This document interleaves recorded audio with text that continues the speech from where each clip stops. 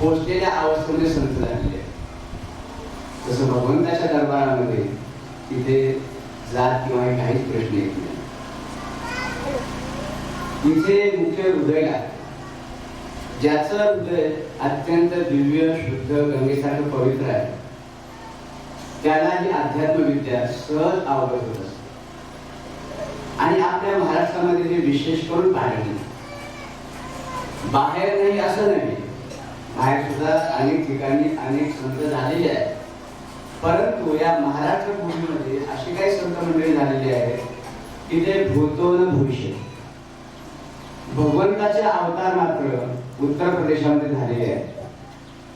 विशेष करून राम आणि कृष्ण त्या भागात झालेले आहेत. तर हे सगळे भगवंताची लीला आहे, त्या परमात्म्याची माया आहे. तर आपल्याला ह्या इथे 2-3 दिवसांमध्ये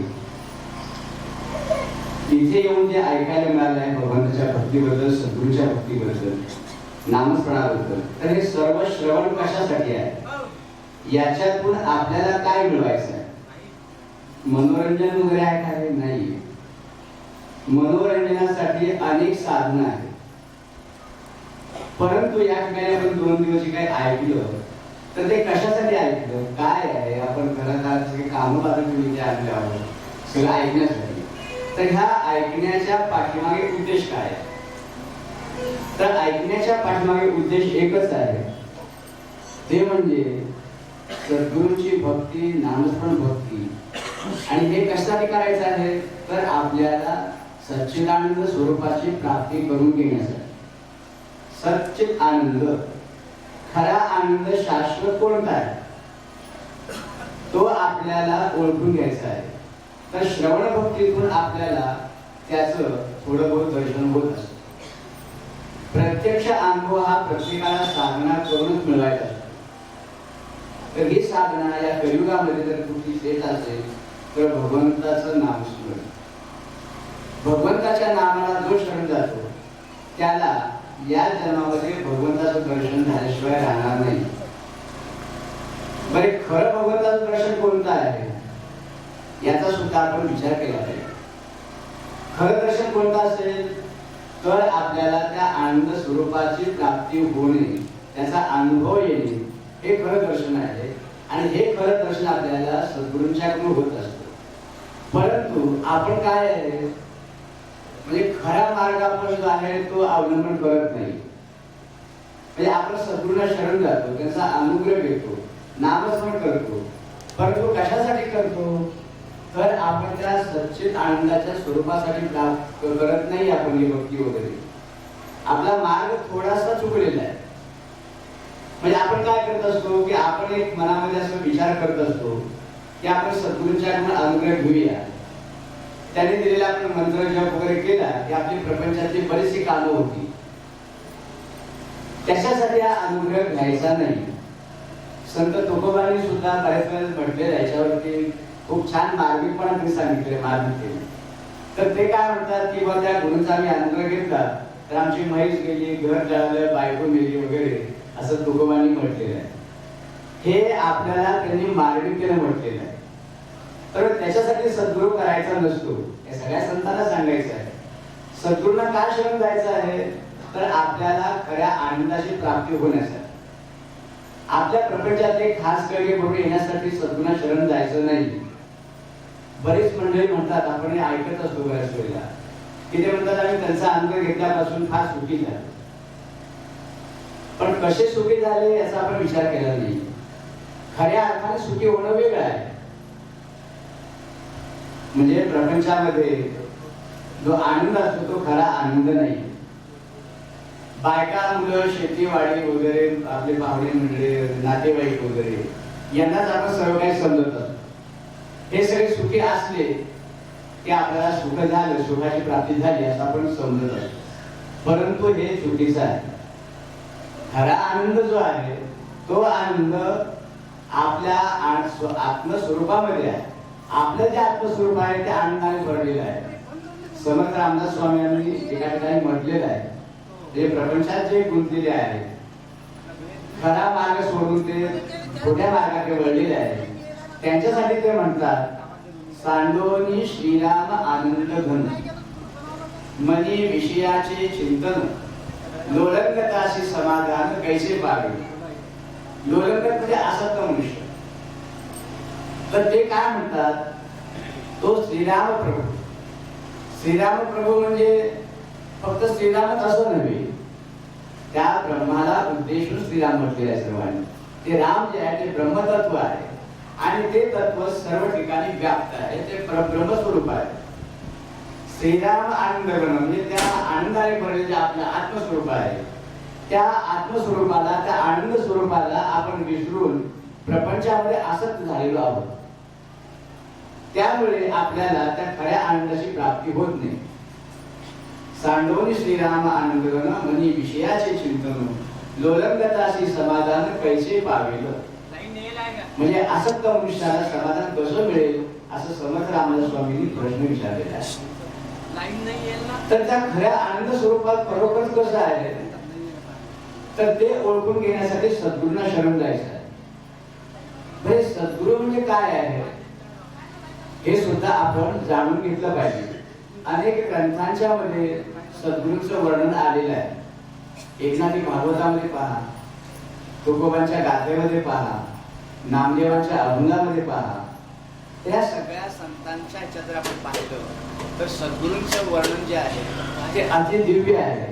ते जे परब्रह्म स्वरूप आहे ते परब्रह्म स्वरूप ह्या मानवी रूप धारण करून घेत असतो आणि ते आपल्याला परब्रह्माचं ज्ञान करून देतं. ते सद्गुरू आपल्या प्रपंचातली कामं करून देणारे सद्गुरू नव्हे, आपल्याला नोकरी देणारे सद्गुरू नव्हे, आपल्याला ऐश्वर्य मिळवून देणारे सद्गुरू नव्हे, तर आपल्याला आत्मस्वरूपाची प्राप्ती करून जे देतात ते खरे सद्गुरू. त्याला मोक्षगुरू म्हटलेलं आहे. गुरूंचे अनेक प्रकार आपण काल ऐकले. तायमा महाराजांनी प्रवचन फार सुंदर सांगितलं. पहा, ते सद्गुरूंचं महात्म्य सांगताना खरोखरच त्यांच्या चेहऱ्यावरती वेगळे भाव सुरू होते. ह्या मंडळी काय आहे, अगदी आत्मप्रेरित पण अभ्यास केलेला आहे. आत्मप्रेरित होऊन कोणतीही गोष्ट केली असते ना त्याचा प्रभाव समाजात लवकर पडत असतो. समर्थ रामदास स्वामींनी म्हटलेलं आहे, आधी केले मग सांगितले. म्हणजे जो अगोदर करत असतो आणि नंतर जो समाजाला सांगतो तेव्हा त्याचं एक प्रासादिक वाणी असते आणि प्रासादिक वाणी अंतःकरणापर्यंत जाऊन पोहोचत असते. एकदा काय झालं, एका संतांच्याकडे एक आजीबाई एका लहान मुलाला घेऊन आले. आपल्याला कथा माहिती आहे, त्या ऐकल्या असते, पण त्याच्यामध्ये अर्थ काय आहे तो आपण नेहमी घेतला पाहिजे, त्या अर्थाकडे वळलं पाहिजे. तर त्या आजीबाई त्या आपल्या नातवाला घेऊन येतात आणि त्या संतांना म्हणतात की महाराज, हा मुलगा काही तिला ऐकत नाही, हा गुळ खूप खातो म्हणाले आणि त्याच्यामुळे ह्याला त्रास होत आहे, खरूज वगैरे होत असते, ह्याला त्रास होत असतो. तर आपण त्याला सांगा की गुळ खाऊ नको, म्हणजे हा आपला ऐकेल. कारण त्यांना माहिती होतं की संतांची वाणी प्रासादिक असते आणि त्याचा लवकर प्रभाव पडतो. म्हणून त्या संतांच्याकडे त्या ऐकून आल्या त्या आजीकडे. तेव्हा त्या संतांनी काय सांगितलं, त्याला काही हरकत नाही, असं करा, 8 दिवसानंतर परत तुम्ही या. आता इथेच असं त्या म्हणाले, 8 दिवसानंतर तुम्ही या, तुम्ही बरोबर त्याला सांगेन त्या म्हणाले. 8 दिवसानंतर त्या आजीबाई त्या नातवाला घेऊन परत आल्या. त्या आल्यानंतर त्या संतांनी त्याला सांगितलं, बाळ आजपासून तुम्ही गुळ खाऊ नको. झालं. मुलगा हो म्हणाला, नाही खाणार. त्या आजीबाईंना हसू आलं. त्या म्हणाल्या, 8 दिवसापूर्वी जर हे सांगितलं असतं गुळ खाऊ नको तर नसता खाल्ला, याने सोडून दिला असता. पण 8 दिवस का लावले असं त्या संतांना त्या आजीबाईंनी प्रश्न विचारला. तर तेव्हा ते संत म्हणाले, अगं मी त्यावेळेला पहिल्यांदा गुळ खूप खात होतो. मी जर गुळ खात होतो स्वतः तर मला गुळ खाऊ नको सांगायचा अधिकारच नाही म्हणाले. तर अगोदर मी तो 8 दिवस गुळ पूर्णपणे सोडला. आता मला पूर्ण त्याचा अधिकार प्राप्त झालेला आहे आणि आता मी सांगू शकतो. म्हणजे अधिकार प्राप्त करून घेतला त्यांनी, नंतर सांगितलं, तेव्हा त्या मुलावर एकदम परिणाम झाला. आपण सुद्धा प्रपंचामध्ये अनेक लोकांना सांगत असतो की तुम्ही दारू पिऊ नका, तंबाखू खाऊ नका, हे करू नका, ते खाऊ नका. परंतु त्या मंडळीच्यावर काही परिणाम होत नाही. का परिणाम होत नाही? म्हणजे आपण स्वतः पित नसू, परंतु आपल्या दुसरं काहीतरी व्यसन असेल किंवा दुसऱ्या कशात आपण अडकलेला असतो. मग अशा या अवस्थेमध्ये जर आपण त्यांना सांगितलं तर त्याचा परिणाम कसा होईल? नाही होणार परिणाम. म्हणून अगोदर केलं पाहिजे, अगोदर आत्मसात करून घेतलं पाहिजे. आत्मसात करून घेतल्यानंतर त्याला सांगण्याचा अधिकार प्राप्त होत असतो. हे व्यासपीठ म्हणजे साधं हे नव्हे की ते गाद्या टाकल्याने असं केले वगैरे झालं व्यासपीठ, असं नव्हे. याच्या पाठीमागे अत्यंत महान गुढार्थ आहे. हे व्यासांचं पीठ म्हणजे ज्ञानाचं पीठ आहे. त्यांनी स्वतः ते अनुभवलेलं आहे. ते ज्ञानाचं स्वरूप आहे आणि त्या स्वरूपाचा इथे येऊन जे सांगतात ते व्यासांचं शब्द आहे असं त्याचं एक गृहीत धरले जातं. तर अशा पीठावरती येऊन सांगणं हे सोपं नाही. म्हणून अगोदर पहा, बरीच मंडळी काय करतात, व्यासपीठाला नमस्कार करतात, नंतर वरती चढतात, मी त्याचा मान ठेवतात किंवा आम्ही लायक असो किंवा नसो, आम्ही जे बसलेले आहोत तर ते आता करून घ्या, ही लाज तुमच्यावरती आहे असं सांगून त्यावर त्याचा पीठाचा मान करतात. याच्याबाबत एक फार एक सुंदर गोष्ट आहे. म्हणजे याच्यातून बरंच शिकण्यासारखं असतं. एकदा काय झालं, एका गावामध्ये खूप मोठे प्रवचनकार असतात, फार सुंदर प्रवचन करतात. त्यांच्या प्रवचनात लोकांना झोप बिलकुल येत नाही, सगळे अत्यंत एकाग्रतेने ऐकतात, खूप आनंद येतो सर्वांना. परंतु त्या मुलांना ते काय सांगतात की तुम्ही आमच्या प्रवचनाला कधी सुद्धा यायचं नाही, माझं प्रवचन तुम्ही ऐकायचं नाही. तर दोन मुली असतात. तर त्यांना तो प्रवचनकार सांगत असतो की माझ्या प्रवचनाला कधी सुद्धा तुम्ही यायचं नाही, प्रवचन ऐकायचं नाही. ह्या मुलांना आश्चर्य वाटतं की बाबा असं का सांगतात, इतरांना ते ऐकवतात आणि आम्हाला असं सांगतात की तुम्ही येऊ नका म्हणून, काय कारण काय आहे. एकदा ह्या दोन्ही मुलांनी ठरवलं की आपण गुपचूप जायचं, चोरून जायचं आणि त्यांचं प्रवचन ऐकायचं. त्याप्रमाणे एके दिवशी ते दोन्ही मुलं ते प्रवचन ऐकायला जातात. एका झाडाच्या आड लपलेले असतात ते आणि त्यांचे ते बाबा प्रवचन वगैरे करतात. पहिल्यापासून ते पाहतात कसे बोलतात, काय वगैरे सगळं लक्ष देऊन ते प्रवचनामध्ये सुरू करतात. त्या प्रवचनामध्ये भक्ती, ज्ञान, विवेक, वैराग्य याच्या गोष्टी खूप सुंदर सांगतात. त्या गोष्टींचा परिणाम त्या मुलांच्यावरती होतो. अरे बाबा किती सुंदर सांगतात म्हणाले, केवढे वैराग्याच्या गोष्टी याच्यामध्ये ऐकलेल्या आहेत म्हणाले. आजपर्यंत आम्ही कोरडेच राहिलो म्हणाले, आजपर्यंत आम्ही प्रवचन ऐकले असते तर आम्ही सुद्धा चांगल्या अवस्थेला पोहोचलो असतो. अशा मुलांना आज पश्चाताप झाला असता त्याचा, ते ज्ञान ऐकून. ते वैराग्याचे त्यांनी इतक्या गोष्टी खूप सांगितल्या होत्या, त्यांच्या मनामध्ये वैराग्य भिनलं ते. आणि ते घरी गेले. ते बाबांचं प्रवचन म्हणजे ते तिथून उठण्याच्या अगोदर ते पटकन निघून गेले. आणि त्यांचं काय होतं, दुकान होती त्यांची. त्या दुकानामध्ये ते दुकान उघडलं त्यांनी आणि दुकानात बसले. दोन मुलं दुकान सांभाळायचे. तर काय झालं, त्या ठिकाणी योगायोगाने पहा एक भिकारी आला आणि त्या मुलांना म्हणाला की आमच्या घरामध्ये खायला अन्न नाहीये, आमची लहान लहान मुलं उपाशी आहे, 4 दिवस झाले आणि बायकोसारखी भांडते आहे, काहीतरी गुन्ह्या पोटांचे खळगे भरा वगैरे असं त्यांनी कहाणी सांगितलं. ते ऐकून त्या मुलांच्या डोळ्यामध्ये पाणी आलं. ते तुमचं प्रवचन ऐकून आले होते, त्यात वैराग्याच्या त्या गोष्टी ऐकल्या होत्या. त्यामुळे असं का म्हणाले, या मुले हे तुमचं दुकान आहे म्हणाले. त्याचं वैराग्य कसं चालत होतं, या हे तुमचं दुकान आहे, तुमच्या हाताने जे लागेल ते सामान घ्या आणि जा. त्यांना खूप आनंद झाला. त्यांना जेवढं सामान घेता येईल तेवढं त्यांनी भराभर घेतलं आणि निघून गेले. तर हे दोन भिकारी खूप सामान घेऊन दुकानातून बाहेर पडलेले आहेत. असं दुसऱ्यांनी काही भिकाऱ्यांनी पाहिलं, काही गरीब लोकांनी पाहिलं. अरे म्हणले हे याच्याकडे ते पैसे कसे काय इतके आले म्हणाले. हा गरीब मनुष्य आत गेलेला, इतकं सामान बाहेर घेऊन आलाय, कसं काय म्हणून चौकशी करायला लागली. रस्त्यात ते मुलं ते डोळे भेटले, त्यांना विचार काय झालं बाबा, इतकं सामान वगैरे कसं काय घेतलं काय वगैरे. अरे म्हणाले त्यांची मुलं इतकी सुंदर आहेत, गुंगाणी आहेत म्हणाले, आम्ही फक्त सांगितलं आमच्या घरात काही खायला नाही. तर ह्या मुलाने उदाहरण आम्हाला सांगितलं सामान घेऊन जा तुम्ही. बस त्यांनी सगळ्यांनी ऐकलं, ते सगळे तिथे आले. म्हणजे असं करता करता करता एक लाईन मोठीच्या मोठी लागली आणि प्रत्येकजण सामान घेऊन जायला लागले. त्यांना हे उदाहरण देऊ लागले. तेवढ्यात काय झालं, त्यांचे वडील त्या प्रवचनकार तिथून आले. त्यांनी लागून पाहिले की आपल्या दुकानासमोर खूप मोठीच्या मोठी लाईन लागलेली आहे, किती मोठ्या ओळी लागलेल्या आहेत. म्हणाले सगळे झुंबड आहे. काय कारण म्हणाले, काय भांडण बिंडण झालं की काय, आणखी काय आहे लागून, काय त्यांना अंदाज येईल ना. ते भराभर आले. पाहतायत तर ते सगळे जे ते सामान घेऊन जात आहेत आणि दुकान अगदी स्वच्छ होत आलेले आहे. त्यांनी पाहिलं ते पाहिल्यानंतर त्यांना आश्चर्य वाटलं की मुला जसं वेड्यासारखं काय करतात असं सगळ्यांना सामान वाटतंय तसं करतात वगैरे रोज अगदी व्यवस्थित व्यवहार करायचे आणि आज एकदम परिवर्तन काय झालं. त्या मुलाला ते थोडेसे रागावले आणि म्हणाले, अरे आज असं का केलं वेड्यासारखं, तुमचं डोकं ठिकाणावर नाही का, काय झालं. तर तेव्हा ते मुलं हसली आणि म्हणाली की बाबा आपण किती सुंदर प्रवचन करता म्हणाले. ते प्रवचन ऐकून आम्हाला हे वैराग्य निर्माण झालं. आपणच सांगितलं की ज्ञान ते आतले मुलं पाहिजे, असं पाहिजे, ते प्रत्यक्ष आचरणामध्ये आणलं पाहिजे वगैरे, असं आपण त्या पीठावरती ऐकलं विचारलं वगैरे. आणि ते वैराग्य आम्हाला खूप मिळालं म्हणाले आणि त्याचा हा परिणाम आहे. त्यांनी वडिलांना सारखा नुसता घातला. तेव्हा वडिलांनी आपल्या डोक्याला असं मारून घेतलं हाताळून आणि म्हणाले, मी तुम्हाला एवढ्यासाठी म्हणत होतो की माझ्या प्रवचनात तुम्ही घेऊ नका. ते म्हणाले, तुम्ही पाहिले का पहिल्यापासून मी काय करत होतो तिथे. म्हणजे पाहिलं तुम्ही व्यासपीठात जायचं तसं वगैरे आणि नंतर ते आसन घालायचं, त्याच्यावर बसायचं, नंतर प्रवचन झाल्यानंतर ते आसन झटकायचे, बरोबर घ्यायचे. मग ते म्हणजे याच्यातून तुम्ही काय शिकला म्हणाले.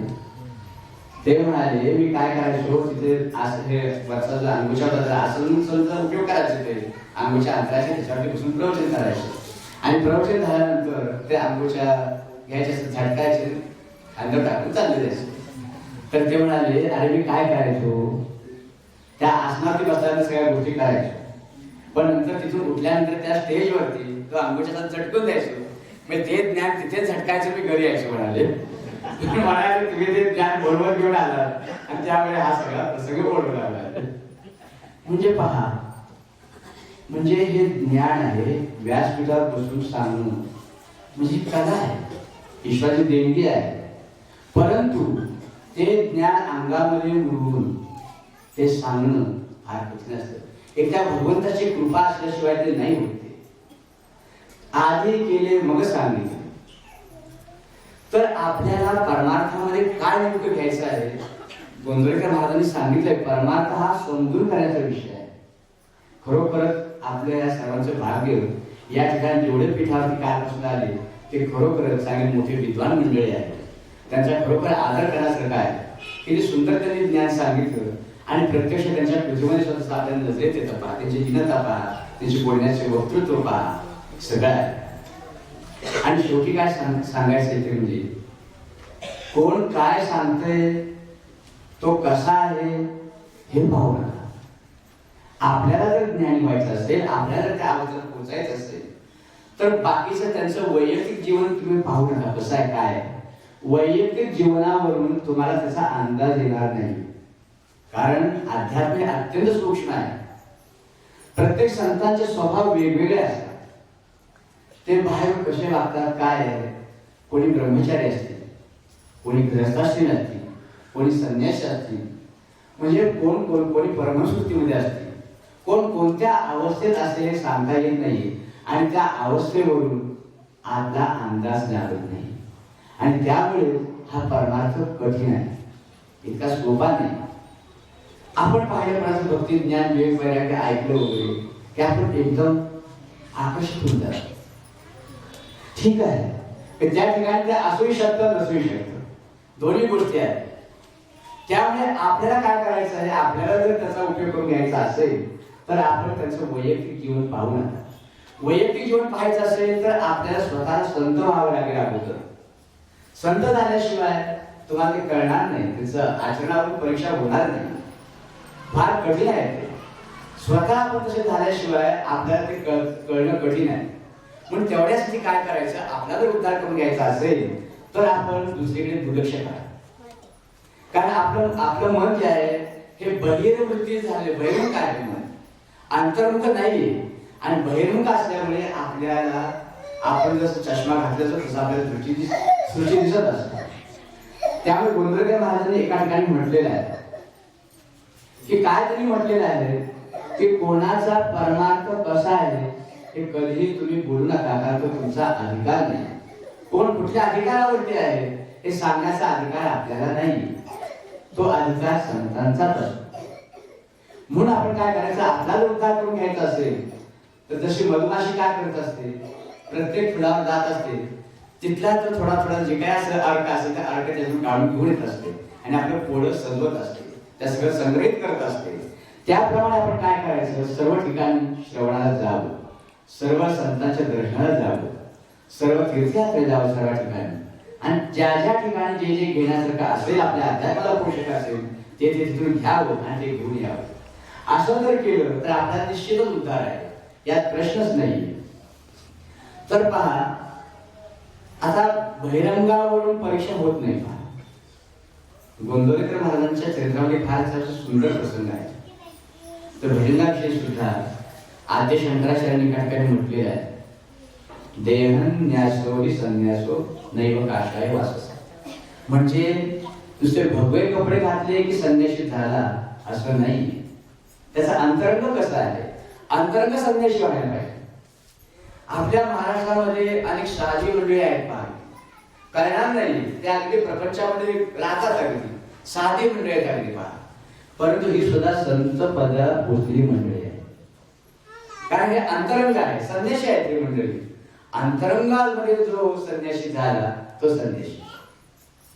देहन्यासो हि संन्यासो नैव काषाय वाससा. याच्याविषयी सुद्धा एक दृष्टांत फार सुंदर आहे, आपण कदाचित ऐकलं असेल.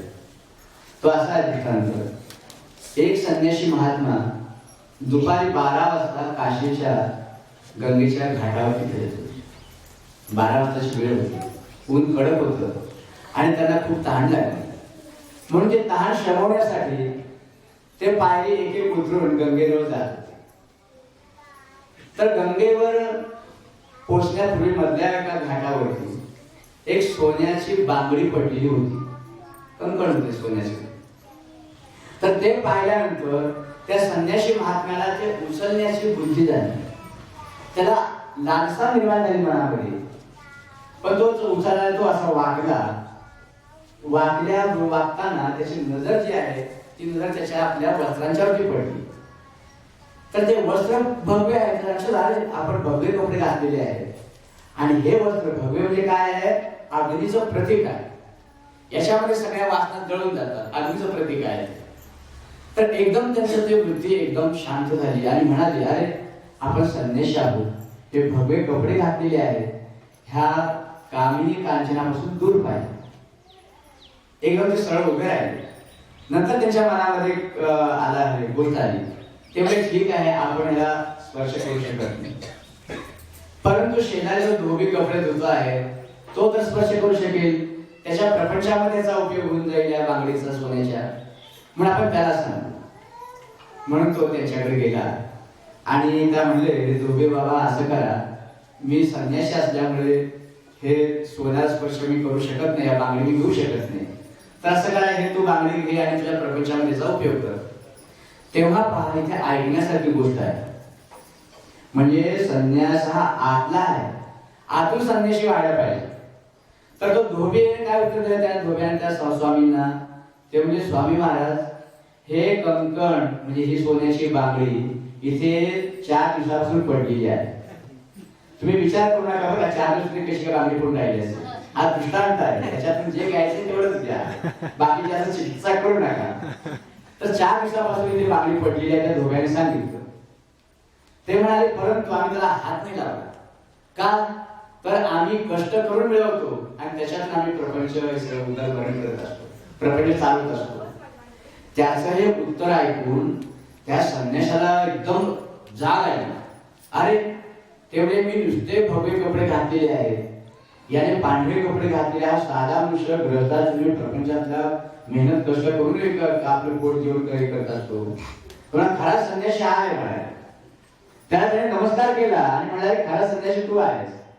एवढ्यासाठी शंकराचार्यांनी म्हटलेलं आहे, देहन्यासो हि संन्यासो नैव काषाय वाससा. म्हणजे हा परमार्थ हा अंतरंगातला विषय आहे, बहिरंगाचा नाही विषय आहे, अंतरंगातला विषय आहे. म्हणजे आपला अंतरंग जे आहे ते सुधारण्यासाठी सगळं आहे. ज्याचा अंतरंग सुधारलं, गंगेसारखं पवित्र झालं, तो संतच झाला, त्याचं जीवन झालं, जीवनाचं त्याचं कल्याण झालं. त्याचं गोंदवलेकर महाराजांच्या चरित्रामध्ये सुद्धा एक फार सुंदर प्रसंग आहे. याच्याविषयी प्रसंग का ऐकायचे असतात? कारण आपण सगळे म्हणजे प्रापंचिक आहोत. प्रपंचातल्या काही गोष्टी ऐकल्या आणि त्याच्या माध्यमातून जर आपण परमार्थ समजावून घेतला तर आपल्याला तो लवकर ज्ञान होत असतं. म्हणून हे दृष्टांत ऐकायचे असतात आणि संतांच्या जीवनचरित्रामध्ये हे प्रसंग प्रत्यक्षात घडलेले असतात. तर गोंधळकर महाराजांचा एक प्रसंग आहे. ते काशीला गेले होते, आपल्या बऱ्याच भक्त मंडळींना घेऊन काशीला गेले होते. तर तेव्हा त्या ठिकाणी आत्मानंद सरस्वती नावाचे एक मोठे संन्यासी संत होते. तर ते काय करायचे, ब्रह्मज्ञानाविषयी तत्वज्ञान हे ते वेदांत वगैरे सगळं आपल्या विद्यार्थ्यांना शिकवायचे. परंतु भगवंताच्या नामाविषयी त्यांनी कधी सुद्धा त्यांना शिकवलेलं नाही. आद्य शंकराचार्य अद्वैतवादी ब्रह्माविषयी सांगणारे यांनी सुद्धा म्हटलेलं आहे, भज गोविंदम भज गोविंदम भज गोविंदम गुढवते संप्राप्ते सन्नईते मरणे नाही नाही रक्षते टुकडी करणे. म्हणजे वेदांचा काथ्याकूट, व्याकरणाचा काथ्याकूट वगैरे आहे, त्या चर्चा ज्या आहे वेदांत वगैरे, ही चर्चा शेवटी कामाला येत नाही. चर्चा करू नका असं त्यांनी म्हटलं नाही. नुसती चर्चा ती कामाची नाही, कृतीयुक्त चर्चा पाहिजे. म्हणून ते काय म्हणतात, भगवंताचं नाम घे मी तुझं कल्याण होईल. शेवटी जर काय येत असेल बरोबर भगवंताचं नाम. वेदांत काय आहे हा जाणून घेतला पाहिजे प्रत्येकाने. ब्रह्म काय आहे, माया काय आहे, ह्या वृत्तीचा खेळ काय आहे, मी म्हणत असतो हे मी म्हणजे कोण आहे, काय आहे, याचं सगळ्याचं ज्ञान करून घेणं प्रत्येक मानवाचं आद्य कर्तव्य आहे. परंतु ते टिकवून ठेवण्यासाठी भगवंताला शरण जायला पाहिजे, सद्गुरूंना शरण जायला पाहिजे, त्याची भक्ती केली पाहिजे, उपासना केली पाहिजे. उपासनेशिवाय ते ज्ञान लागू पडत नाही. तर हे आत्मानंद सरस्वती काय आहे, वेदांत वगैरे खूप शिकवायचे मुलांना, विद्यार्थ्यांना, परंतु भगवंताच्या नामाविषयी कधी सुद्धा ते बोलायचे नाही. तर गोंधळकर महाराजांचे स्वामी रोज दुपारी प्रवचन करायचे. संध्याकाळी 4-5 वाजता प्रवचनाचा कार्यक्रम असायचा. गंगा मालामध्ये गंगेवर तिथे उतरलेली होती, तर त्या ठिकाणी प्रवचन चालायचे.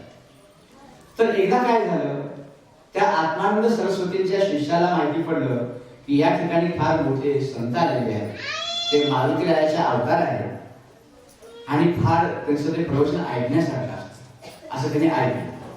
मग तो एक दिवशी आपल्या स्वामींना न सांगता ते प्रवचन ऐकायला गेले. त्यांनी प्रवचन वगैरे ऐकलं तर महाराजांनी भगवंताच्या नामाविषयी सगळं सांगितलं. भगवंताच्या नामाचा महिमा त्यांनी गायला प्रवचनामध्ये. तर याला सुद्धा वाटलं की आपण सुद्धा भगवंताचं नाम घ्यावं. त्यांनी महाराजांना प्रार्थना केली की महाराज, आपलं प्रवचन ऐकून मला खूप भगवंताच्या नामाबद्दल प्रेम निर्माण झालेलं आहे, तर मला ते नाम आपण द्या. महाराजांनी त्याला मंत्र दिला आणि एक माळ दिली, जप रोज करत जाणार. तर रोज तो काय करायचा, गंगेवरती स्नान झालं की गंगेच्या काठावरती बसून गंगेकडे पाहत पाहत जप करायचा. एके दिवशी रोजच्या नियमाप्रमाणे स्वामींचा नियम होता एका स्नान करायला द्यायचं. तर ते स्नान करायला तिथे आले तर तेव्हा रस्त्यात पाहिले की आपला हा शिष्य जो आहे नामस्मरण करतो हातात माळ घेऊन, आणि मी तर कधी भगवंताच्या नामाविषयी याला सांगितलं पण नाही, तर हा कसा काय जप करतोय. त्यांना जिज्ञासा निर्माण झाली, कुतूहल झालं आणि त्यांनी विचारलं, काय रे बाळ, तू हे माळ केव्हापासून घेतली, केव्हापासून जप करायला लागला. तर त्यांनी सांगितलं सगळा इतिहास की गोंधळकर महाराज आलेले आहेत तिथे काशीमध्ये आणि त्यांचं मी प्रवचन ऐकलं आणि त्यांचं ऐकून मी हे भगवंताचं नाम त्यांच्याकडून घेतलेलं आहे, तो जप करतो. तर तेव्हा त्यांना एकदम आश्चर्याचा धक्का बसला. ते काही बोलले नाही, शांत राहिले आणि ते म्हणाले, मला त्यांच्याकडे तू घेऊन चल, एवढं फक्त म्हणाले. तर त्यांनी काय केलं स्वामींनी, त्यांना तिथे अगोदर काय कळवलं वगैरे काही नाही. ते म्हणाले की या संतांच्या जीवनाबद्दल त्यांचं वैयक्तिक खाजगी जीवन कसं असतं हे मला पाहायचं आहे. मग त्यांना न सांगता ते आपल्या एका 2-4 शिष्यांना घेऊन तिथे गेले. तर त्यावेळेला महाराष्ट्र अंतर्ज्ञानीच होते. आपल्याकडे स्वामीजी येत आहेत, एवढे मोठे विद्वान आपल्याकडे येत आहेत, त्यांनी जाणलं महाराज संस्कृत वगैरे बोलत नव्हते. तर त्यांनी काय केलं, त्यांच्याकडे एक बाबूभट नावाचा एक दशग्रंथी ब्राह्मण होता. तो संस्कृतमध्ये अत्यंत प्रावीण्य त्यांनी मिळवलेलं होतं. त्या जिभेवरती संस्कृत नाचत होतं. तर त्यांना बोलावून पाठवलं आणि त्यावेळी आत्ताच्या आत्ता इथे या असं महाराजांनी सांग त्यांना. त्याप्रमाणे महाराजांचा एक शिष्य बाबू भटाकडे गेला आणि महाराजांचा निरोप सांगितला की आपल्याला महाराजांनी बोलावले तातडीने. लगेच त्यांनी ते आपला एक ग्रंथ घेतला, बरोबर ग्रंथ काकेत ठेवला आणि चालले. तर योगायोग पहा, ते बाबू भट यायला आणि हे आत्मानंद म्हणजे सरस्वती दोघे एकाच वेळेला त्यांनी वाड्यामध्ये प्रवेश केला. आतमध्ये आले. यांनी बरोबर आल्याबरोबर महाराजांच्याकडे त्यांनी पाहिलं की महाराज काय करताय. तर त्यावेळेला योगायोगाने महाराजांच्या आईचं नुकतंच भोजन झालेलं होतं आणि हात धुण्यासाठी बाहेर कोसरीमध्ये परसामध्ये आणलेलं होतं आईला आणि महाराज आईचा हात धुत होते. त्या आईचा हात धुत होते, स्वतः ते पाहिलं त्यांनी. तेव्हा त्या स्वामींच्या डोळ्यामध्ये एक टचकन पाणी आलं. त्यांच्या आईची त्यांना आठवण झाली. त्यांची आई सुद्धा अशी वृद्ध होती आणि स्वामींनी त्यांची सेवा वगैरे केली होती. तर ते पाहिल्यानंतर त्यांचा एकदम ग्रह बदलला. अरे म्हणाले, आईचं प्रेम हे किती संतान आहे पहा म्हणाले. त्यांच्याकडे खूप मंडळी आहेत, भक्त मंडळी, परंतु हे स्वतः आईची सेवा करतात. त्यांचा ग्रह बदलला, प्रेम त्यांच्याविषयी प्रेम निर्माण झालं. स्वामीजींच्याकडे महाराजांची दृष्टी गेली. महाराज भराभर आले त्यांच्या समोर, त्यांना साष्टांग नमस्कार घातला आणि आपल्या सिंहासनावरती त्यांना बसवलं. ही लीनता पाहून त्यांचा आणखी ग्रह बदलला. अरे वा, आमच्याकडे लीनता किती आहे म्हणाले, खरे संत आहे. तुकोबांनी पण म्हटलेलं आहे पहा, म्हणजे ते लभाळ असतं पाण्यामध्ये, हे लभाळ कधी सुद्धा वाहून जात नाही. मोठी झाडं असतात ना, ते वाहून जातात. याच्याविषयी त्यांचा अभंगच आहे. म्हणजे मोठी झाडं असतात ते पुरामध्ये वाहून जातात, ते लभाळ कधी वाहून जात नाही. का? मोठी झाडं ही ताटासाठी उंच असतात. ते पाण्याच्या जोरदार प्रवाहाने पडतात ते खाली, उमळून जातात ते. परंतु लभाळ कसं असतं, ते पाण्याचा पूर आला येऊन खाली झोपलं जातं ते. त्यामुळे ते पाण्याचा लोंढा निघून जातो आणि परत ते उभं राहत असतं. तर ते महाराजांची त्यांनी लीनता पाहिली. लीनता पाहिल्यानंतर खूप अत्यंत त्यांच्याविषयी प्रेम निर्माण झालं. आणि आपण पाहतो पहा, वारकरी संप्रदायामध्ये फार मोठा एक गुण घेण्यासारखा पहा, लीनता. म्हणजे एकमेकांना नमस्कार करतात. कुठे भेटो, काही भेटो. पंढरपूरला आपण जाऊन पहा, तिथे महिला सुद्धा त्याच्या समोर लोटांगण घालतात, साष्टांग दंडवत घालतात. ते कर्मकांड वेगळा आहे बरं का. भक्तीमध्ये कर्मकांड गळून पडतं. कर्मकांडामध्ये हे नियम असे नाहीत बायकांनी साष्टांग दंडवत घालायचं कर्मकांडामध्ये, परंतु या भक्ती मार्गामध्ये ते कर्मकांड गळून पडतं. त्या ठिकाणी काही भेद राहत नाही. आता यांनी जे प्रवचन फार सुंदर सांगितलं पहा, म्हणजे जाती पाती हे ते सगळं वगैरे काही नाही. सर्वांना एक विठ्ठल पांडुरंग त्याच्याकडे पहा, प्रत्येक हृदयामध्ये तो बसलेला आहे. हे तत्व मुळामध्ये सगळ्या संस्कृतीमध्ये आहे, परंतु कोणी त्याची जोपासना केली, कोणी त्याच्याकडे दुर्लक्ष केलं, काही संप्रदाय त्याला विसरून धरले. तर महाराजांची लीनता वृत्ती पाहून स्वामींच्या मनामध्ये एकदम त्यांच्याविषयी प्रेम निर्माण झालं. आणि महाराजांनी त्यांना विचारलं की स्वामीजी एवढे कष्ट आपण का घेतले? मला जर आपण कळलं असतं तर मी तिकडे आलो असतो, आपण इथे आला तिकडे लांब वगैरे. तेव्हा स्वामीजी म्हणाले की मला भगवंताच्या नामाविषयी आपल्या मुखातून ऐकायचं आहे, एवढं स्वामी म्हणाले. तर भगवंताचं नामाचं महात्म्य महाराजांनी सांगायला सुरुवात केली. स्वामींनी एकाग्र चित्ताने ते ऐकत होते. आपल्याला ह्या गोष्टीच्या पाठीमागे काय पाहायचंय हे लक्षात ठेवा, ते विसरून चालणार नाही. देहन्यासो हे संन्यासो नैव काशाय वासाचा, म्हणजे संन्यासी हे जे वस्त्राने होत नाही अंतरंगातून, हे आपल्याला पाहायचं आहे. आणि भगवंताच्या नामाचं महात्म्य पाहायचं आहे, सद्गुरूंची कृपा दिला हे सगळं पाहायचं आहे. तर महाराजांनी नामाचं महात्म्य खूप सांगितलं, पुष्कळ प्रकारे सांगितलं. महाराज बोलता बोलता काय म्हणाले की भगवंताच्या नामाने सगळी पाप नष्ट होतात, सगळ्या वासना नष्ट होतात, कुठलेही पाप राहत नाही. तर हे काय झालं होतं, हे संन्यासी महाराज स्वामींनी रात्री स्वप्नामध्ये लसूण खाल्लेला होता. लसूण हा वर्ज्य असतो संन्याशांना, लसूण खायचा नाही, कारण तो कामोत्तेजक आहे, पण तो खायचा नाही. आणि या संन्याशांनी स्वप्नामध्ये लसूण खाल्ला. ते प्रत्यक्ष घरी खात नव्हते, स्वप्नात खाल्ला त्यांनी. आणि ते स्वप्नात जसे ते जागृत झाले तसे त्यांना अत्यंत वाईट वाटलं. अरे रे म्हणाले, मी कधी लसणाचं स्मरण करत नाही, खात नाही, काही नाही, हा लसूण स्वप्नामध्ये आलाच कसा, मी का खायला. ते त्यांना अत्यंत वाईट वाटलं, पश्चाताप झाला. त्यांनी मग ते सगळ्या ते हे वेदांत सगळं आठवलं वगैरे, चिदानंद रूप शिवोहम शिवोहम, मला कसला बळ नाही, काही नाही ते वगैरे, मन बुद्धी अहंकारच्या पलीकडे आहे मी वगैरे सगळं, मला कसलाही दोष नाही, काही नाही वगैरे. परंतु त्यांचं समाधान काही केलं होईना. त्यांच्या मनामध्ये जाईना तो लसूण. तेवढे पापच घडलेलं आहे, घडायलाच नको होतं असं स्वामींच्या मनामध्ये विचारलं. त्यांनी गंगेमध्ये स्नान खूप केली. त्या दिवशी सकाळी ते स्नान केले. त्यांनी त्यावेळेला 5-6 पुढ्या मारल्या, पण ते त्यांना तो लसूण काही जात नव्हता. ते गंगेत बुडी मारले, वरती आले की त्यांना तो लसूण दिसायचा डोळ्यासमोर, काही केला तो जायचा नाही. आणि नेमकं त्यांनी ह्याच्यामध्ये ऐकलं स्वा महाराजांच्याकडून की सगळे पाप भगवंताच्या नावाने नाहीशी होतात. ते ऐकल्यानंतर स्वामींनी विचारलं की बा कसं पाप काय आहे, मला सविस्तर करून बरोबर सांगा. पण त्यांनी सांगितलं बरोबर. त्या स्वामींना जे काय मनामध्ये घोळत होतं त्याला धरून त्यांनी बरोबर सांगितलं, अंतर्ज्ञानाने सांगितलं होतं.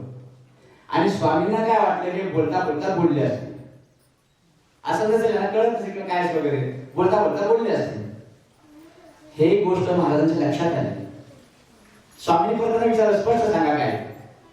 तेव्हा ते म्हणाले, म्हणजे महाराजांनी काय म्हटलं की कुठलाही विकार भगवंताच्या नामाला सहन होत नाहीये, त्याचा स्पर्श होऊ शकत नाहीये, म्हणजे इतकं ते नामाचं महात्म्य आहे. तर ते कसं सांगा परत म्हटल्यानंतर तेव्हा महाराज म्हणाले की ज्याप्रमाणे संन्यासाला लसणाचा विकार होत असतो आणि तो विचार लागण्यासाठी भगवंताचं नाम घेतलं पाहिजे, त्याच्यामुळे टिकत नाही. हे ऐकल्याबरोबर त्या स्वामींनी साष्टांग नमस्कार घातला. महाराज बोलले, हे काय करता. महाराजांना परत नमस्कार साष्टांग नमस्कार घातला. तर तेव्हा त्या स्वामींना खरोखर त्या भगवंताच्या नामाचं महात्म्य पटलं. अरे म्हणाले, खरे संन्यासी हे आहेत म्हणाले, काय अंतरंगाची अवस्था आहे, भगवंताच्या नामाबद्दल केवढं मोठं प्रेम आहे. तर त्या स्वामींनी महाराजांना प्रार्थना केली की महाराज आपण मला भगवंताच्या नामाची दीक्षा द्या. महाराजांनी त्यांना भगवंताच्या नामाची दीक्षा दिली आणि त्यांना भगवंताच्या नामा प्रचाराचा त्यांना जे अनुग्रह देण्याचा अधिकार दिला. कारण काय आहे, या स्वामींच्याकडे बाकी सगळं तयार होतं. समय होती, त्यात तेल घातले होते, वाती होत्या, फक्त ते प्रज्वलित करायचे होते. बाकी सगळी त्याची पूर्ण तयारी होती. हे काम महाराजांनी केलं, म्हणजे भगवंताच्या नामाने हे काम केलं. स्वामी संतुष्ट झाले आणि ते म्हणाले, आजपासून मी भगवंताचं नाम सोडणार नाही. तर याच्यातून आपल्याला काय शिकायचं आहे, भगवंताच्या नामामध्ये किती अलौकिकत्व आहे. कुठलंही पाप त्याच्यासमोर राहू शकत नाही. किती असं मोठं पापांच्या पर्वत असू नका, परंतु भगवंताच्या नामाने ते सगळं भस्मसात होतात. याचा अर्थ पाप करा आणि भगवंताचं नाम घ्या असा अर्थ नाहीये. विवेक बुद्धी ठेवून घ्यायचे तिथे, नाहीतर माणसं इकडे पाप करून इकडे नाम घेऊया असं नाही. तर परमार्थ हा समजुतीचा विषय आहे, कष्ट करण्याचा नाही, समजून घेतलं पाहिजे. तर अनेक जन्माचे पाप नष्ट होतात, बरोबर आहे, परंतु परत नाही करायचं. आणि परत न करण्याची बुद्धी भगवंताच्या नामातूनच होत असते. काय आहे, पाप करण्याची जी वृत्ती आहे, मनाला जे लागलेली आहे वृत्ती जी चिकटलेली आहे त्या पापाशी किंवा ह्याच्याशी, ते सुटता सुटत नाही. त्याच्यासाठी सद्गुरूंची कृपा अत्यंत जरुरी आहे. आता यांनी या प्रवचनामध्ये सांगितलं स्पर्श. खरोखर त्या स्पर्शाला अत्यंत महत्व आहे. त्यांनी परवा कालच प्रवचनामध्ये फार गमतीदार सांगितलं की ह्या मोबाईल मध्ये बॅटरी काढून त्याच्यात घातली, त्याचा सोर्स झाला वगैरे, या वेळेशी त्या वेळी घातले. फार सुंदर त्यांनी समजावून सांगितलं. सध्याच्या भाषेमध्ये त्यांनी सांगितलं, त्या लवकर पटलं ते. तर सद्गुरूंची कृपा स्पर्श जो असतो ना, स्पर्श अनेक प्रकारचे असतात. ते स्पर्श तुम्हाला कळत नाही असं नेहमी तुम्हाला स्पर्श करतात, परंतु त्या दृष्टीने स्पर्श करणे हे वेगळं असतं. ते म्हणजे शक्तिपात असतो एक प्रकारचा. म्हणजे आपल्या हृदयात जे काही आहे, त्याला जे काही द्यायचं आहे त्या स्पर्शेद्वारे त्याला प्रेरित करतात. तर तो स्पर्श वेगळा असतो. तो नेहमी सगळं प्रसाद देतात किंवा आणखी काय करतात सगळं आहे. हे स्पर्शाचे प्रकार आहेत वेगवेगळे. आपणही त्यांच्या चरणावरती मस्तक ठेवत असतो. काय ठेवत असतो की त्या चरणांच्या मध्ये सर्व काही ज्ञानाचं भांडार आहे. ते चरण जे प्रतीक आहे त्यांचं, त्या चरणावरती आधारित सगळं आहे सगळं. तर त्याच्यावरती का ठेवत असतो की आपल्याला त्यांचं काहीतरी त्याच्यातून आपल्याला प्रगत ज्ञान व्हावं, शक्ती मिळावी. परंतु डोकं ठेवून शक्ती मिळते हे निश्चित सांगता येईल का? आपण त्याच्या समजा चरणात डोकं ठेवलं, आपल्या मनामध्ये काही वेगळे भाव असतील की आमचं हे काम व्हावं, ते काम व्हावं किंवा हे व्हावं, तर अशा पद्धतीने जर आपण ते डोकं ठेवलं चरणावरती तर आपल्याला जशी शक्ती पाहिजे तशी मिळणार नाही. आपण जर केलं की मला आत्मस्वरूप पाहिजे, स्वानंदाची प्राप्ती व्हायला पाहिजे, दुसरं काही नको, भक्ती ज्ञान विवेक वैराग्य हेच पाहिजे, हे अत्यंत मनापासून जेव्हा येतो तेव्हा त्या स्पर्शाचा उपयोग होतो आणि तेव्हा तो स्पर्श अतिदिव्य होत असतो. कानामध्ये मंत्र सांगतात हे सुद्धा काय असतो, आतली शक्ती प्रेरित करण्याचे एक माध्यम आहे. भगवंताच्या नामाच्या द्वारे तुमच्या हृदयामध्ये कानाच्या द्वारे आतमध्ये जात असतात. परंतु घेणारा तसा पाहिजे. म्हणजे पहा, हे बी पेरायचं आहे. बी जर खडकाळ भागात जर पेरलं तर ते उगवत नाही, त्याला उशीर लागतो. तरी सुद्धा हे सगळे सहन करून संत मंडळी अनुग्रह देतात, मंत्र देतात. त्यांचं हेच म्हणणं आहे की आज ना उद्या याच्यामध्ये परिवर्तन होईल. आपणा सारीची करती तात्काळ अनुग्रह दिला की झालं काम असं नाही. ते तात्काळाची वेळ यावी लागते आणि ते तात्काळची वेळ येण्यासाठी आपल्याला सद्गुरूंच्या भक्तीमध्ये देह झिजवला पाहिजे. म्हणजे त्यांनी दिलेले साधन आहे ते साधन अत्यंत मनापासून केलं पाहिजे. त्याच्यासाठी खूप नामस्मरण केलं पाहिजे. आपण काय म्हणतो की बस 13 माळा झाल्या, 14 माळा, 15 माळा झाल्या की झालं पुष्कळ, असं नव्हे. आपल्याला जर खऱ्या अंडच प्राप्ती करून घ्यायची असेल तर आपल्याला साधनेमध्ये पुष्कळ वेळ द्यावा लागेल. कारण काय, हा मार्गच असा आहे की आपले पूर्णपणे समर्पण बुद्धी तिथे पाहिजे. याचा अर्थ तुम्ही घरातलं कामधाम सोडून हातात माळ घेऊन जप करा, देवासमोर बसा, असं त्याचा अर्थ नाहीये. सावता मायाकडे पहा, तर कधी पंढरपूरला गेले पण नाही. ते मुळा कांदा जे काही असेल त्याला तो विठ्ठल विठ्ठल म्हणायचे. सगळं विठ्ठल स्वरूप ते, विठ्ठलाशिवाय दुसरं काही पाहतच नव्हते. म्हणजे विठ्ठलाला ते सगळं पंढरपूर सोडून तिथे दर्शन द्यायला यावं लागलं तिथे. आज सुद्धा पहा, सगळ्या पालख्या पंढरपूरला जातात, सगळीकडून जातात, परंतु पांडुरंगाची पालखी सावतामाच्या गावी जात असतात. पहा, हे काय आहे की त्यांनी आपलं काही सोडलं नाहीये. आहे त्या प्रपंचामध्येच राहून त्यांनी पांडुरंगाला वश केलं. म्हणजे प्रत्येक ठिकाणी पांडुरंग पाहिला, प्रत्येक पिकामध्ये पांडुरंग पाहिला. मका पांडुरंग, जे काही भाजीपाला जे काय असेल, धान्य वगैरे सगळ्या पांडुरंग पाहिला. घरातल्या मुलाबाळांच्या पांडुरंग पाहिला, बायकोच्या मध्ये पांडुरंग पाहिला. आणि हे स्वतःमध्येच पांडुरंग ते असं पाहता पाहता ते स्वतः पांडुरंग स्वरूप झाले. आणि म्हणून तेवढ्यासाठी विठ्ठलाला पंढरपूर सोडून तिथे यावं लागलं दर्शन द्यायला. हा नामाचा प्रभाव आहे, नामाचं महात्म्य आहे. म्हणजे समर्पण बुद्धी. पण त्यांनी स्वतः असं वैयक्तिक जीवन काही ठेवलंच नाही. सावतामायाने केलं सगळं कर्म केलं सगळं, परंतु त्या कर्मामध्ये ते लिप्त नाही झाले.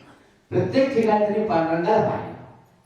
म्हणून आपल्याला जर सद्गुरु भक्ती करायची असेल तर आपलं जे सगळं जे आहे ते सद्गुरुमय झायला पाहायला पाहिजे. त्याच्या इच्छेने घडत आहे, त्याच्या सत्तेने सगळं घडत आहे. ते सर्व काही घराचे मालक आहेत, आमच्या हृदयाचे मालक तेच आहे. हे संपूर्णपणे आतून बुद्धी व्हायला पाहिजे, आत्मप्रेरित होऊन. जेव्हा आत्मप्रेरित होऊन जेव्हा आपण करत असतो कुठलेही कर्म, तेव्हा त्याची फलप्राप्ती झाल्याशिवाय राहत नाही. भगवंताच्या नामाचं महात्म्य अत्यंत आहे आणि ते नाम भगवंताचं सद्गुरूंच्या कडून आपल्याला मिळत असतं.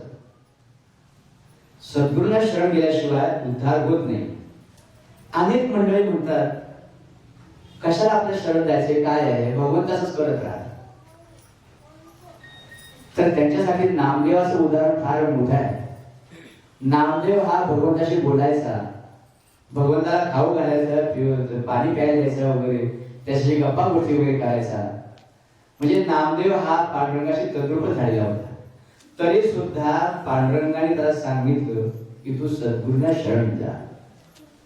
का सांगतात ते असं? कारण त्याच्यामध्ये शरणागती भाव असतो आणि भगवंताचं खरं स्वरूप कसं आहे याचं ज्ञान सद्गुरूंच्याकडून कळत असतं. ठीक आहे, विठ्ठल आहे, राम आहे, कृष्ण आहे, सगळे आहेत, भगवंत आहे सगळे, परंतु त्याचं खरं स्वरूपाचं जे ज्ञान आहे त्या खऱ्या स्वरूपाचं ज्ञान कोण करून देत असतं? सद्गुरू करून देत असतात. म्हणून सद्गुरूंचं महत्व अधिक सांगितलेलं आहे. अशा सद्गुरूंचं महत्व वर्णन करत असताना समर्थ रामदास स्वामी काय म्हणतात? आता सद्गुरु वर्णवेना जेथे माया स्पर्शो सगेना ते स्वरूप माझ्या अज्ञाना काय करू. ते म्हणतात की सद्गुरु जे असे आहेत त्या ठिकाणी मायेचा स्पर्शच होऊ शकत नाही, तर मी ह्या शब्दाने त्याचं वर्णन काय करणार, करू शकत नाही. पंचभूतिक उठाठेवीनं चले तेथे, म्हणजे पंचभूताची उठाठेव त्या ठिकाणी चालत नाही. म्हणजे पंचमहाभूताचं त्यांनी म्हणजे कसं त्यांनी सागराची उपमा दिली. सद्गुरु हा सागर आहे. उपमेय द्यावा सागर तरी तो अत्यंत जिक्षार, अथवा म्हणून क्षीरसागर तरी तो नासेल कल्पांती. त्या सागराची उपमा द्यावी. तर पण सागर कसा आहे? खारट आहे. सद्गुरु खारट आहे का? नाही, तो गोड आहे. बरं, त्याला गोड सागराची उपमा द्यावी. गोड काय आहे? दूध आहे. उपमेय द्यावा क्षीरसागर तरी तो नासेल कल्पांती. पण हा क्षीरसागर कल्पांतामध्ये नाचणार आहे, सद्गुरु तत्व नाचणार नाही. उपमेय द्यावे जळ तरी ते काळांतरी आटेल सकळ, सद्गुरु रूप ते निश्चळ जाणार नाही. म्हणजे जळ जे पाणी आहे आज उद्या आटेल, परंतु सद्गुरु स्वरूप जे आहे ते काळांतरी आटणार नाही. सद्गुरुची म्हणावे मेरू तरी तो जडपाशानं कठोर, तैसा नव्हे की सद्गुरु कोमळ दिनाचा. समर्थ म्हणतात त्यांना मेरूची पर्वत, मेरू पर्वताची उपमा द्यावी. पण लगेच काय म्हणतात? मेरू पर्वत हा पाषाण आहे, कठोर आहे, दगड माती आहे त्या ठिकाणी. सद्गुरूचे कठोर नाही, ते कोमळ दिनाचे आहे. म्हणजे त्या मेरूची उपमा तिथे लागू पडत नाही. अशा समर्थांनी अनेक उपमा दिल्या, पंचमहाभूतातल्या उपमा दिल्या, परंतु सद्गुरूंचं वर्णन ते करू शकले नाही. कारण काय आहे? पंचमहाभूत त्या ठिकाणी पोहोचू शकत नाही. हा मायेचा जागा भाग असल्यामुळे त्या ठिकाणी पोहोचत नाही. म्हणून सद्गुरु वर्णवेना, शेवटी ते म्हणतात शेवटच्या ओळीमध्ये, म्हणून सद्गुरु वर्णवेना हे गे हेची माझी वर्णना, अंतरस्थितीची पुन्हा अंतर्निहित जाणती. म्हणजे काय म्हणतात? वर्णन करता येत नाही हेच त्यांचं वर्णन आहे. अशा अर्थाने सांकेतिक भाषेमध्ये त्यांनी सांगितलेलं आहे. सांकेतिक भाषा आहे. म्हणजे जर चंद्र जर आपल्याला पाहायचा असेल, चंद्राची कोर जर पाहायची असेल, द्वितीयेचा चंद्र, तर तो असा एकदम डोळ्याने दिसत नाही. तर काय असतं? एखादं झाड असेल, झाडाला फांदीचा आधार म्हणून सांगावं लागतं की त्या फांदीच्या त्या तिथून चंद्र दिसेल. त्याप्रमाणे सांकेतिक भाषा इथे वापरली समर्थांनी. सगळं वर्णन केलं आणि शेवटी म्हणतात म्हणून सद्गुरु वर्णवेना हे गे हेची माझी वर्णना. हे त्याचं वर्णन करता येत नाही, हेच त्याचं वर्णन आहे. म्हणजे असं ते सद्गुरु स्वरूप आहे. सद्गुरूंना आपण शरण जातो, त्यांचा अनुग्रह घेत असतो, परंतु एक आपण विचार केला पाहिजे की खरोखर सद्गुरू हे काय आहे. तर याचा आपण अंतर्मुख होऊन विचार केला पाहिजे. आपण भगवंताचं नाम घेत असतो, ते नाम काय आहे? भक्ती आपण करत असतो भगवंताची, रोज भगवंताच्या दर्शनात जात असतो, त्याला प्रार्थना करत असतो, तर याच्या पाठीमागे काय उद्देश आहे सगळं जाणलं पाहिजे.